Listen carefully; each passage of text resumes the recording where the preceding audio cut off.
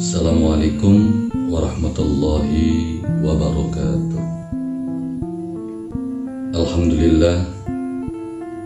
Alhamdulillahilladzi ja'alal arda firasya was samaa binaa wa anzala minas samaa'i ma'an fa akhraja bihi minats thamarati rizqan lana. Asyhadu an la ilaha illallah wa asyhadu anna sayyidana Muhammadan abduhu wa rasuluh. Allahumma salli wa sallim ala sayyidina Muhammad wa ala alihi wa ashabihi ajma'in. Amma ba'du. Puji syukur kehadirat Allah Subhanahu wa taala, karanten rahmat, barokah serta hidayah saking Allah Subhanahu wa taala. Kula lan panjenengan sami sedaya masih sesarengan keparingan nikmat saking Allah Subhanahu wa taala. Nikmat sehat, nikmat waras, seger jasmanine, sehingga kula lan panjenengan sami saged kepanggih melalui Kang Hasan Wahyudin Channel nyapa sedulur-sedulur sedaya, nutugaken ungkapan kula kang awal inggih punika kalimat kupat lepet lan tangtang angin. Selawat lan salam mugi Allah limpahaken dumateng junjungan kula lan panjenengan sami Kanjeng Nabi Muhammad sallallahu alaihi wasallam. Pelita kehidupan kula lan panjenengan sami kang sampun madangi dalane kula lan panjenengan sami nuju ngarsanipun Allah Subhanahu wa taala.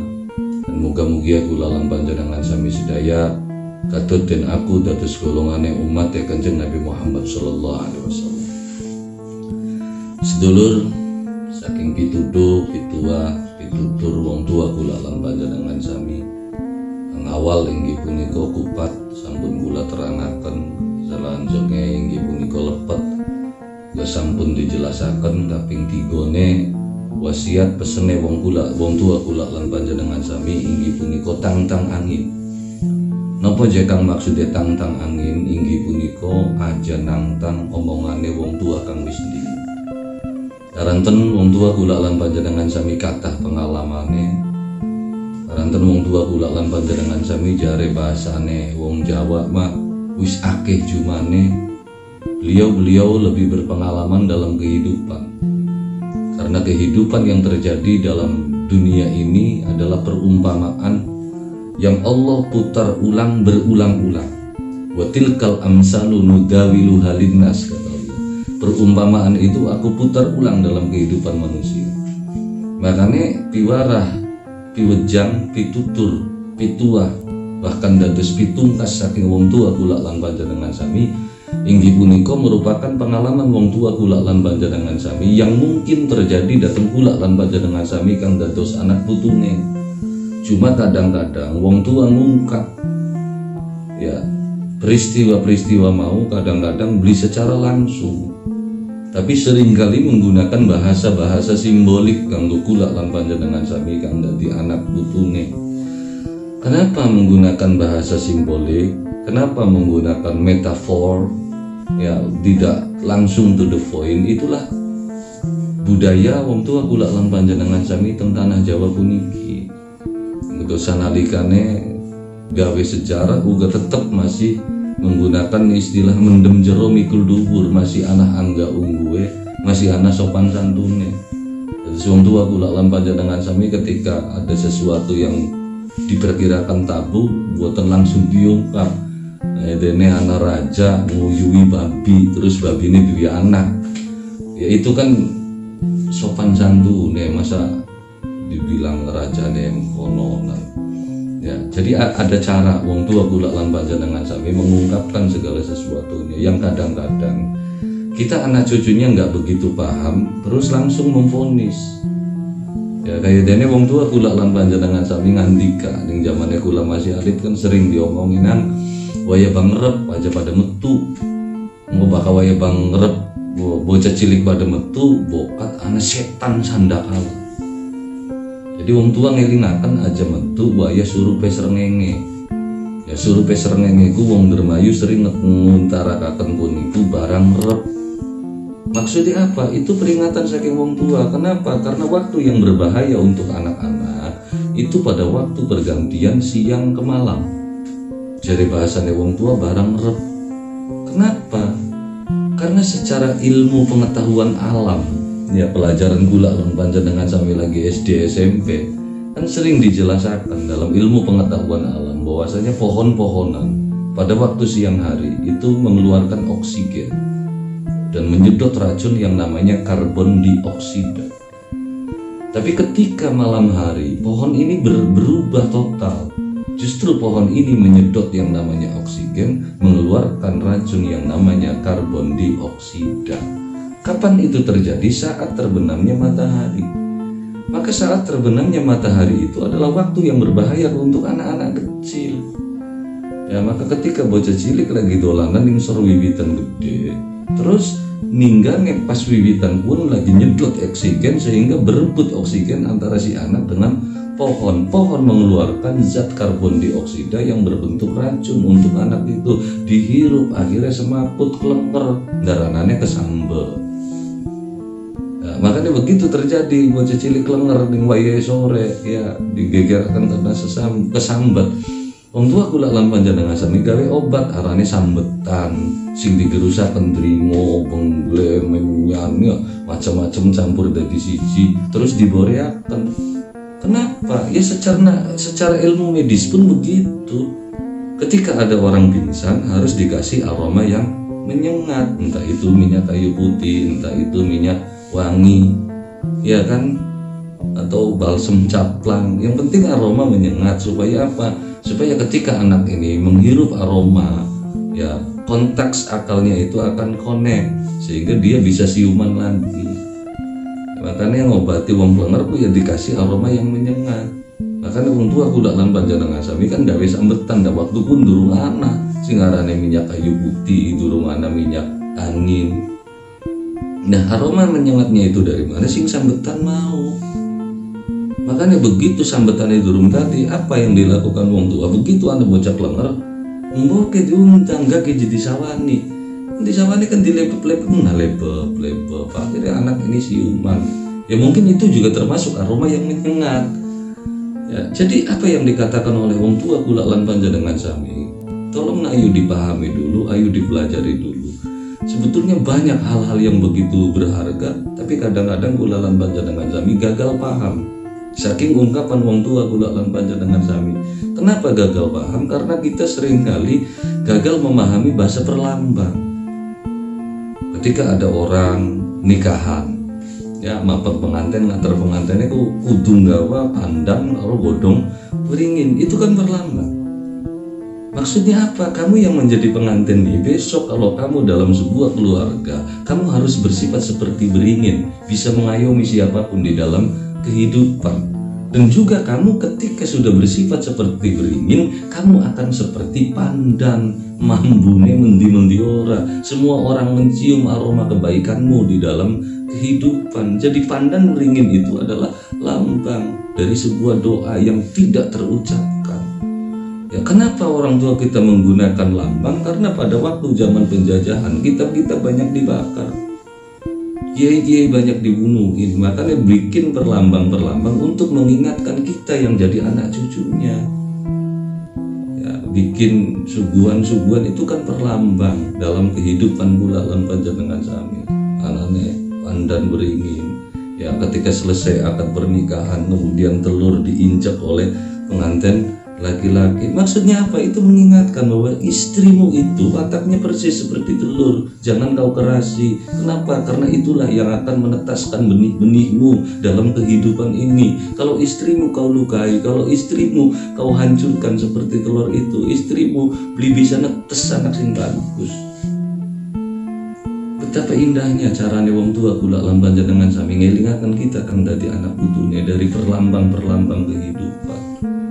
Sore anak putu belum metu. Kenapa? Karena khawatir adanya racun yang bertebaran yang disebarkan oleh pepohonan yang ada di dalam kehidupan sekitar kita. Itulah ungkapan wong tua kula lan panjenengan sami. Untuk siapa? Untuk kita anak cucunya. Makanya tantang angin, ajilok nantang omongannya wong sing wis dingin. Kenapa? Karena beliau belajar dari kehidupan alam. Tubuh orang tua kita, sang pelaut yang menjadi pelaut, itu tubuhnya sudah bisa menjadi sensor. Tubuhnya sudah mampu memprediksi ketika hembusan angin itu arahnya ke sini, tiupannya sekian, ya tingkat dinginnya sekian. Orang tua kita sudah tahu berarti ini sudah nyampe jam sekian. Berarti kita harus pulang. Kenapa? Karena nanti anginnya tidak berhembus menuju ke darat. Kalau kita tidak pulang jam sekarang, kita tidak akan bisa balik. Dari mana orang tua kita mengetahui itu? Dari radar yang ada di dalam dirinya. Maka keilmuan orang tua kula lan panjenengan sami subhanallah sudah di atas rata-rata. Badan meteorologi dan geofisika saja baru bisa memprediksi hujan itu 2-3 hari. Orang tua kita dalam ilmu Pranata Mangsa dalam 1 tahun itu sudah bisa dihitung ada berapa hujan, nanti jatuhnya di mana. Ya kan, maka ada istilah hitungan pawukon, maka tiba nering buku konene mudun udan. Betapa hebatnya ilmu Pranata Mangsa wong tua kula lan panjenengan sami yang hari ini oleh anak cucunya ditinggalkan. Kita lebih membanggakan keilmuan orang-orang luar sana. Kita lebih membanggakan teorinya Aristoteles, lebih bangga dengan teorinya Archimedes, dan kita meninggalkan teorinya wong tua kula lan panjenengan sami. Ya kenapa? Karena kita malas mempelajari tentang ungkapan orang tua kula lan panjenengan sami. Dianggapnya keilmuan kita adalah ilmu rendahan. Padahal subhanallah, jauh sebelum orang sana-sana bisa membuat senjata dari besi, orang tua kita sudah mampu membuat senjata dari besi. Ya, kalau lihat dari alat-alat musik yang ada dalam kehidupan dunia, alat musik kita lebih canggih. Kenapa? Karena alat musik kita sudah terbuat dari logam. Berarti orang tua kita sudah pandai mengelola logam pada waktu itu. Tapi lihat alat kesenian di wilayah selain Indonesia hanya senar kok, hanya kulit yang ditempelkan. Tapi orang tua kita sudah mampu membuat gamelan dari tembaga. Berarti betapa hebatnya orang tua kula lan panjenengan sami. Tapi ternyata kita akan menjadi anak putune gagal paham dengan keilmuannya orang tua, malah dianggapnya sesat. Ketika orang tua ingin mengatakan kalau ingin kehidupanmu sejahtera, sehat, selamat, kamu harus tahu dengan sedulur papat kelima tunggalmu. Ada yang mengatakan sedulur papat kelima pancermu, maka hidupmu akan sehat, sejahtera. Kenapa? Karena kamu mampu mengelola sedulur kang papat kalima pancer. Siapa sih sedulur papat kalima pancer yang diungkapkan orang tua? Banyak metodologi tafsirnya. Ada yang mengatakan itu adalah kakang kawah, adi ari konang geti taliwuto. Ada mengatakan itu adalah ilmu kemalaikat, retan kakang kawah itu Jibril, yang adi ari itu Mikail, Israfil, Ijrail, dan seterusnya. Tapi kecenderungan yang jelas penafsirannya siapa sedulur papat itu ada yang ada di dalam tubuh manusia. Bahwasanya semua manusia di dunia ini mempunyai 4 unsur sehingga dia bisa hidup. Unsur apa? Yang diberikan oleh Allah, unsur tanah, unsur api, unsur udara, dan unsur air. Ketika manusia lepas dari 4 unsur ini, apa yang terjadi? Penyakit akan mudah datang. Kekacauan kehidupan akan terjadi. Kenapa? Karena manusia sudah tidak memperdulikan dengan 4 unsur yang ada di dalam hidupnya. Kita bangsa Indonesia, tinggal di Indonesia, mencari nafkah di Indonesia, tapi ternyata kita bangsa Indonesia sudah mulai jarang menjejakkan kakinya di tanah Indonesia. Mas aja kan sok, silakan kita lihat ada di dalam rumah, apakah kamu menjejak tanah? Tidak, ternyata kamu menjejak keramik, menjejak granit. Turun ke jalan, jalannya sudah diaspal, jalannya sudah dicor. Keluar dari aspal, keluar dari cor-coran, kita pakai sendal. Kapan kaki kita menjejakkan tanah? Padahal ketika kaki kita menjejakkan ke tanah itu sudah mengandung berapa unsur? Ada unsur tanahnya, ada unsur kerikil-kerikilnya, ada unsur airnya. Yang mana ketika kaki kita menjejakkan kepada tanah, itu secara tidak langsung memijit urat-urat yang ada di bawah telapak kaki kita. Kayak dipejeti, sehingga urat-urat saraf kita itu bisa mengendur. Ketika urat-urat saraf itu mengendur, maka hidupmu akan santai. Tetapi ketika kakimu jarang menjejakkan tanah, kakimu selalu pakai sepatu, pakai sendal, tidak pernah nempel ke tanah, berarti urat yang ada di telapak kakimu belum pernah terpijit. Akhirnya saraf-sarafnya kaku. Ketika saraf-sarafnya kaku, apa yang terjadi? Yang terjadi kamu akan gampang sakit kepala, gampang kena migrain. Begitu sakit kepala, pengen cepat sembuh, akhirnya minum obat. Begitu kamu minum obat, berarti kamu sudah menginvestasi penyakit baru di dalam tubuhmu. Kenapa? Karena kita jauh dari unsur tanah kita. Demikian juga dengan unsur airnya. Sekarang ini bangsa kita sudah mulai menjauhi unsur air. Kita bangsa Indonesia, ya, wong Indramayu, wong Arahan, wong desa endi bae, sekin wis mari nginum banyune dhewe. Wong Arahan beli nginum banyu Arahan, wong Indramayu beli nginum banyu Indramayu. Lah yang diminum air mana aja? Kan jelas yang kita minum selama ini kan air kemasan. Ya, sehingga pengelolaan tata air kita juga jauh. Kehidupan akan sejahtera ketika semuanya dikelola, ya jelas. Ketika gunung-gunung kita biarkan berdiri dengan tegaknya, ya dari gunung itu sungai akan mengalir.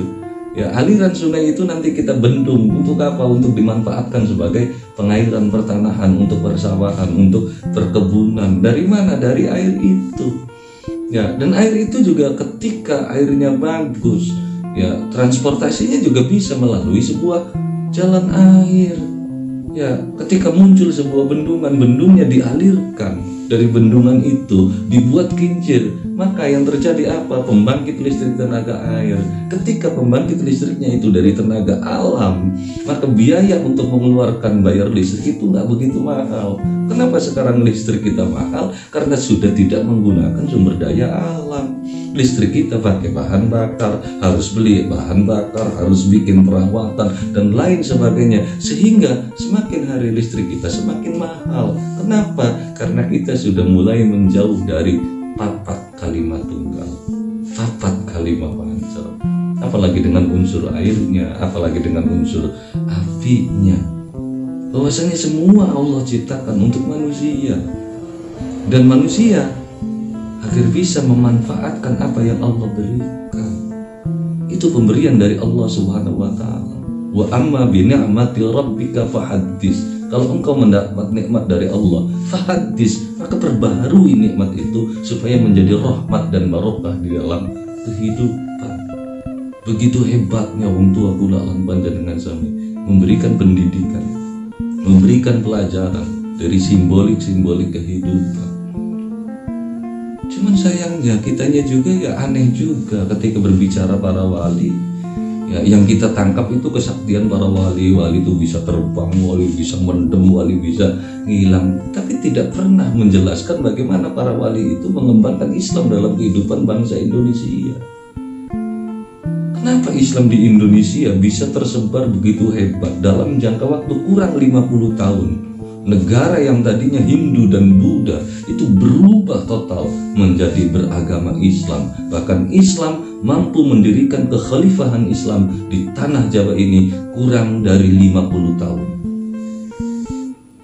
Kalau dai-dai sekarang dikirimkan ke wilayah Amerika, wong sangat 50 tahun. Kayaknya beli muka, kayaknya Amerika nggak berubah menjadi Islam semua, malah bahkan mungkin bisa jadi yang dikirim itu jadinya robah semua gitu ya. Tapi wong tua kula lan panjenengan sami bengen diudunaken wong tanah Nusantara Indonesia.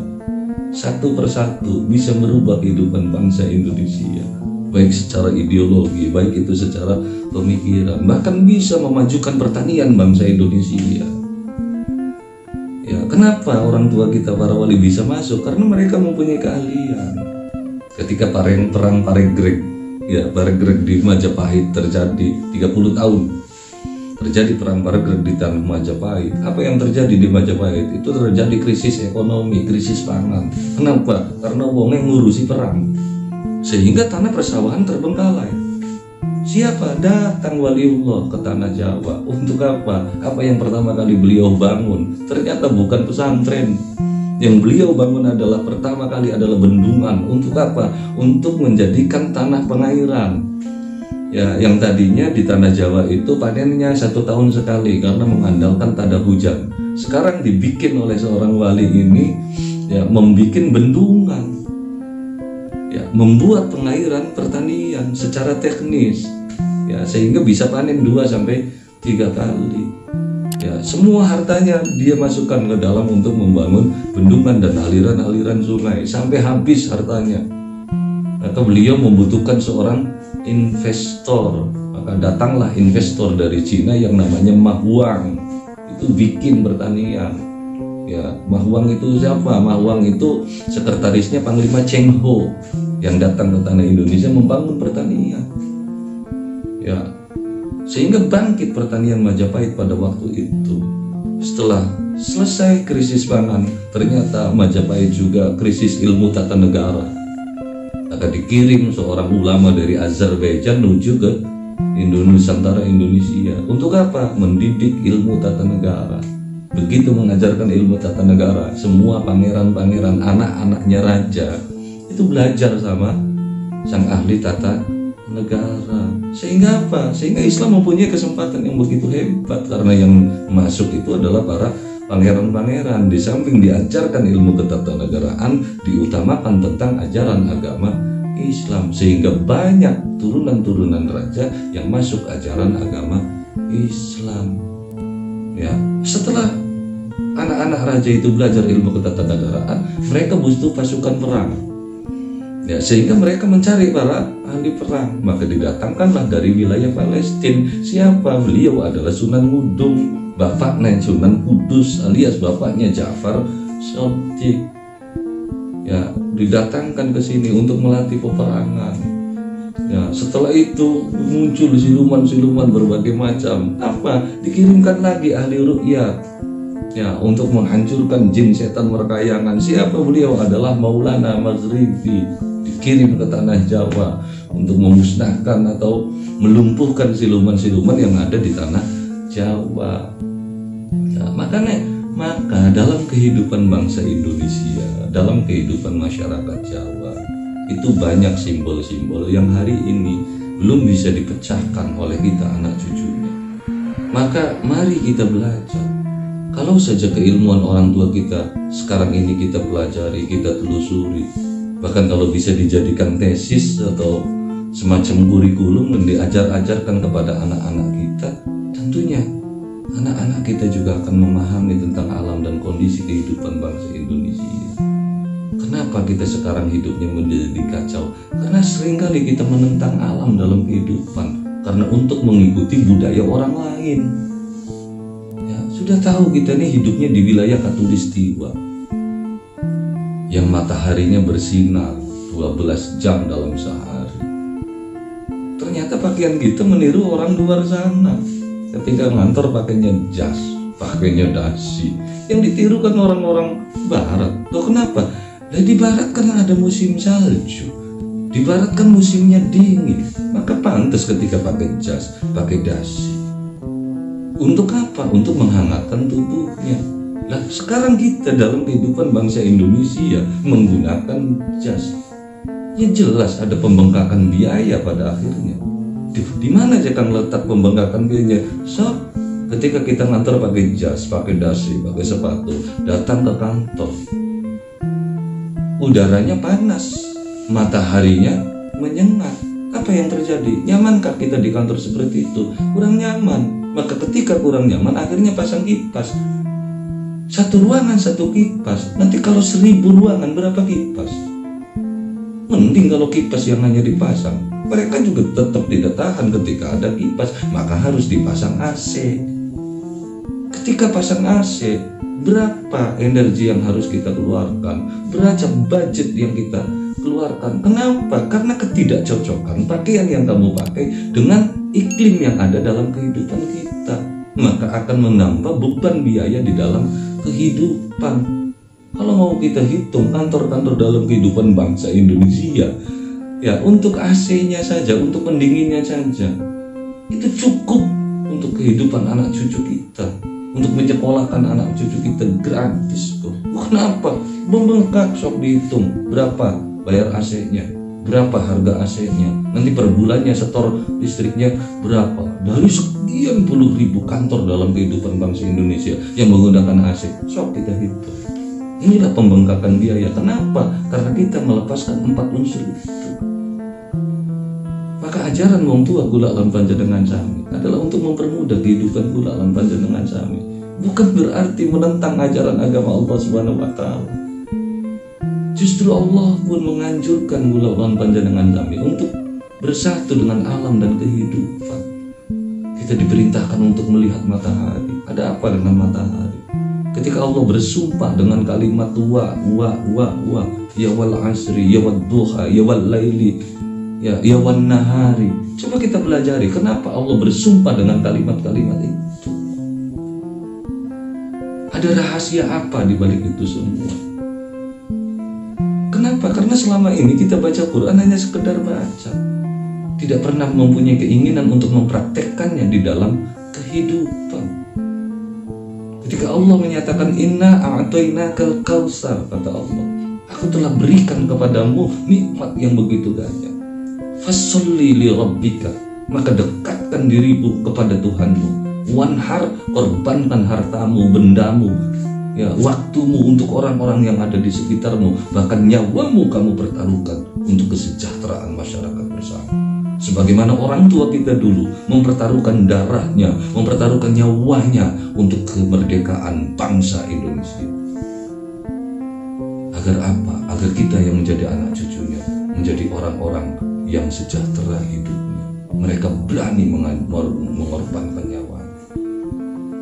Sedangkan kita yang jadi anak cucunya boro-boro mengorbankan nyawa, menghormati orang yang mengorbankan nyawa saja, serasa hari ini kita yang menjadi anak cucunya enggan untuk menghormati. Sehingga ungkapan-ungkapan, ucapan-ucapan, wasiat-wasiat orang tua kita semua kita langgar pada hari ini. Maka disinilah banyak orang yang menyatakan kualat.